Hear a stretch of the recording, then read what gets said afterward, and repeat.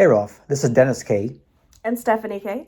And we're Americans who are currently living in the city of Strasbourg, France, which is in the east of the country, very close to the German border. We've been living as expats since 2003, first in the country of Belize, and then for the last 5.5, 6 years here in France. We lived in Paris for a while, and now we're living in Strasbourg, and our lives have been greatly affected by the coronavirus outbreak. I'm 50 years old, 44 years old. and we have a lot to say about this. Things are not easy here. The government has instituted a very strict home quarantine for almost everybody. And the only reasons that we can leave our house is to get supplies that are necessary, like groceries, go to the pharmacy or the doctor's office, or maybe to care for a sick loved ones and family members. So we are in our apartments. We have been now for 6 days.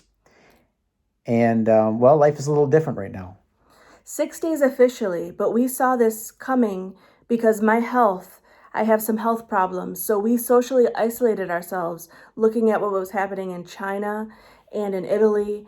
And so for about 2 weeks before we decided to stay home as much as possible, we only went out to the grocery stores, to the pharmacy, and to the doctor. We were very vigilant about washing our hands and listening to the CDC and the WHO and figuring out what to do to keep ourselves safe because we are very far away from our families. We both grew up in Bay City, Michigan, and now we're seeing that the United States is a little bit behind where France is now. So some of the things that we're doing now probably will soon happen in the United States. For instance, we need to carry a piece of paper called an attestation, which means you have to write, "On my honor, I am leaving the house for these reasons." The reasons are to go to essential work if you cannot telecommute or home, to go to the pharmacy, to go get groceries, or to care for someone who is very ill or a senior citizen. So, also exercise.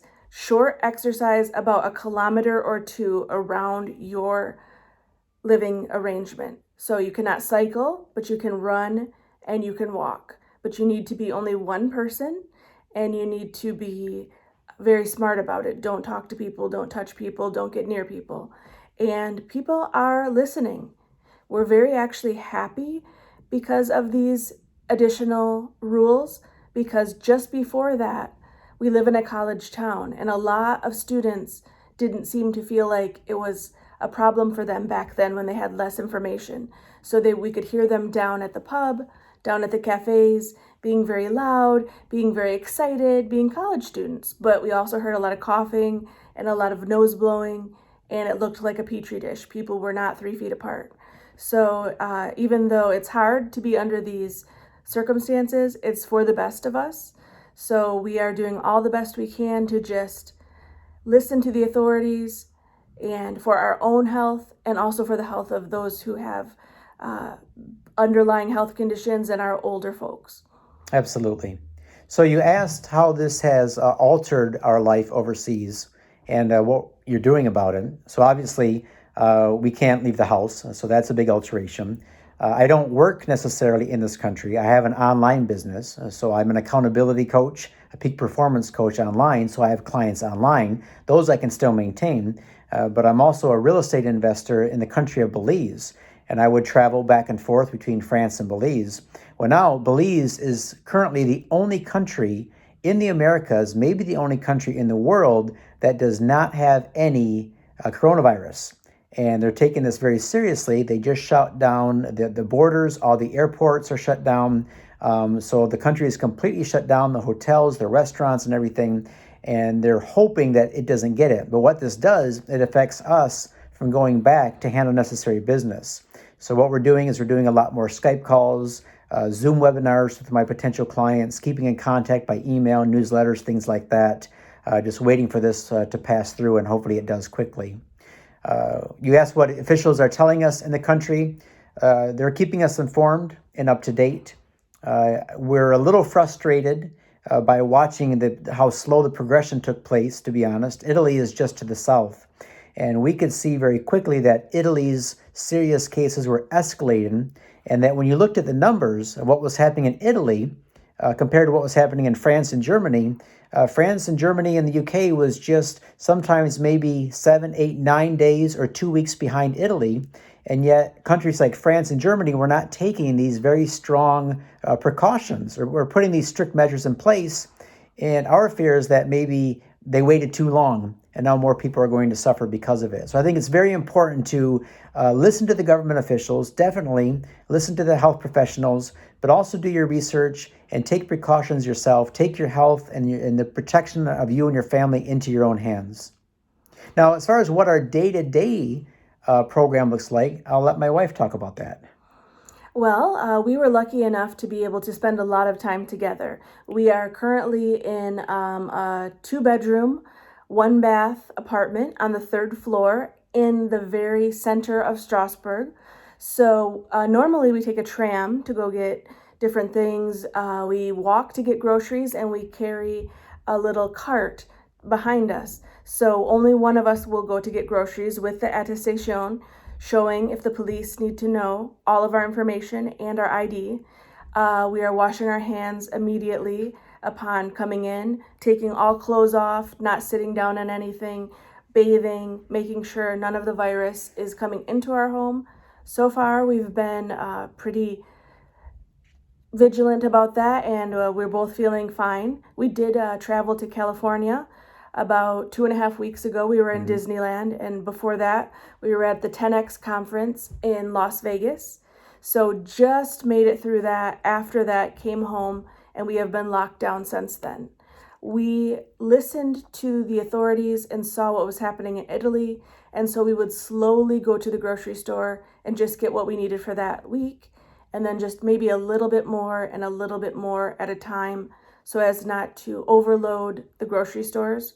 We feel very happy and confident in the very brave people who are still working at the groceries, the pharmacies, the doctors, the nurses. In fact, in France, at 8 p.m., we open our balcony windows every night and we clap for our brave healthcare professionals who are taking good care. So they say, stay home so that we can keep this curve low, so that they can have enough ventilators, they can have enough medical knowledge, medical equipment to take care of it. Because right now, the president of France is actually using the military to build a military hospital in our area, right in Strasbourg, with more beds. So it's a very serious thing. In France, there are 2 hotspots. One is in Paris, and one is in our area right now. So this is no joke. Yeah, absolutely. So as far as our day-to-day life, we both try to stay active as possible, keep to a good routine. So I'm still up at my normal time, 5:30 or 6 every morning. I do some journaling, some reading, try to stay active. Since I can't hit the gym anymore, I have a set of kettlebells here, so try to get a workout in every day, try to still eat healthy. And my advice to people that are locked up like this is just stick to a routine, get up, take a shower, brush your teeth. You know, if you sit on the couch all day in your pajamas and grubby t-shirts, you're not going to feel good, you're not going to perform good. And man, at the end of 2 weeks or a month or two, you got to think about where you're going to be at in life. And so I think this is a great opportunity. You know, one of your questions was, how do you foresee things playing out in the coming days and weeks? And I look at that in one of 2 ways. First of all, this is going to go on much longer than people think. And what the governments can't do is they can't tell you exactly how long they think you're going to be on lockdown, because people would panic and freak out. So they're saying 15 days, and then they'll extend it, then they'll extend it again, you know, for good reason. They have the reasons that they do what they do. But in my opinion, this is going to last for at least 6 to 8 weeks, maybe even more. We're going to be quarantined here in the house for a long time. And rather than just living each day waiting for the quarantine to be over or waiting for this to pass through, I'm a big believer in using this time. You know, we can use this time to read, to educate ourselves, to grow as people, to learn new skills. Right now, I'm online. I'm enrolling in classes. I'm expanding my knowledge base. I'm thinking of different ways to help my clients, both in Belize and with my coaching business. So I think, if a person is smart, they can view this not as being a victim, but as actually an opportunity maybe even to save some money. A lot of people still have jobs, and they're going to have jobs through this. And they might be saving money by they're not going out to restaurants. They're not putting $50 a week in the gas tank. They're not going to the store as often. So they could actually come out of this with a little bit of savings for the next maybe few weeks or few months. Now, use that savings in a good way to invest in yourself, and or like you and I do, use that to travel the world. Because of the skill set that you taught in the book Vagabonding. Between you and Tim Ferriss, Steph and I have been able to travel to over 37 countries around the world, living as expats now for over 18 years. So again, thank you for that. We really appreciate it. So any other experiences or anything else that you want to add, Steph? A lot of the fun in travel is getting ready for the next trip. So we do know that this will be over in the future. We don't know when. So you can go ahead and learn a language, read about the different people, read your book, read Tim's book. Try to find out things that will make you excited for the future. Also, since you do have some time and Amazon is still open in some areas, and some stores that maybe Target or Meijer or those big stores for children and even for myself. Before, when I saw this happening, I got craft things. I make miniatures. I got puzzles. I got video games. I know that I will be here, and I know I'm going to need variety. So make sure that you have different movies, different shows, different podcasts, different things to keep your mind going, because you need to make it as normal as possible, especially for the children. We don't have children ourselves, but we do have nieces and nephews. So we've sent some things in the United States to them. Keeping in touch through FaceTime, through Skype, through all of the ways we can, just to see a friendly face and to see those smiles. We can't hug anyone except each other, but we can show our love to our families now and let them know that it's going to be okay. We're going to get through this, and we're all going to try our hardest to not infect anyone and not get infected, but what comes, we will deal with it. Yeah, absolutely. One of your questions was, do we have any regrets or advice to others? We don't have any regrets. This came at a time in our life that we were fully prepared. In fact, several years ago, we went through a rough time financially, but since then I learned a lot, never to let life catch us off guard.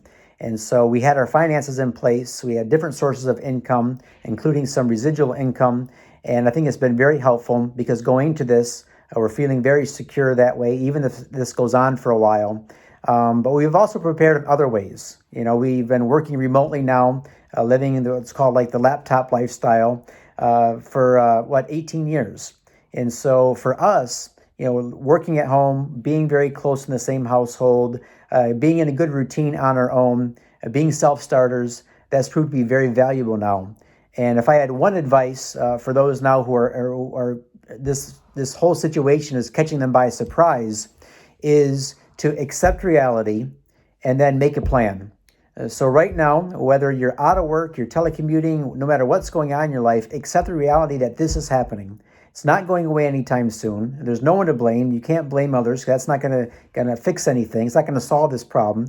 Take responsibility for your own health, the health of your family. Do what you can, and use this time wisely so that when this passes through, whether it takes another 2 months or 6 months or 18 months, whatever the time period is, make sure you come through this and you come through bigger, stronger, more capable, and better in a position to enjoy life to the fullest. Also, one more thing I want to add is that Steph and I have always used travel or experiences in our life as a way to pull us forward. And so we've been pre-booking and prepaying for major trips around the world now for the last, probably 7 to 10 years. And so right now we don't have that. We have nothing on the horizon. Everything's been canceled. I had a plan to go to Italy with my brother in June. That's been canceled. We had plans to visit some friends in Prague in probably July. That's been canceled. So we have nothing on the horizon right now, but we mentally need to get prepared and put something out there, even if we can't book it yet. Because what that does is that keeps us forward, the forward thinking, right? Yeah, it keeps the momentum going. So we're not just looking at the circumstances we're in now, we're looking at what we're able to do, what we're going to do when we make it through this. And I think there's going to be tremendous opportunities for a lot of people as they go through this and as they pivot and as they learn, like Steph said, as they read, they learn, they develop some skills. And I think we're all going to be just fine. Anything to add, Sweets? For the clips, once again, my name is Stephanie Kay. I am 44 years old. I was born in Bay City, Michigan, and lived in Belize for many years, and then since 2003, and then 5 years in Paris, France, and now about 6 months in Strasbourg, which is our current home. Excellent. So my name is Dennis Kay, born in Bay City, Michigan, and my wife has drugged me around the world, just as you saw there. So yeah, so that's it. So Ralph, really appreciate all you do, your podcast, your books. Been a big fan for years. I sort of regret that I never took your Paris writing class when I had the chance. Where you hosted the classes, we're just a few blocks from our house there. We lived in the 5th, right next to Notre Dame. But hey, I hope our paths cross again someday. Hope to meet you in person and shake your hand to give you a lot of thanks. Because again, because of your book, Vagabonding, we learned a lot of tips and tricks on how to travel the world, and we've been having a fantastic time. So thank you. Hope you guys are doing well, and hope to see you soon. Be safe. Wash your hands.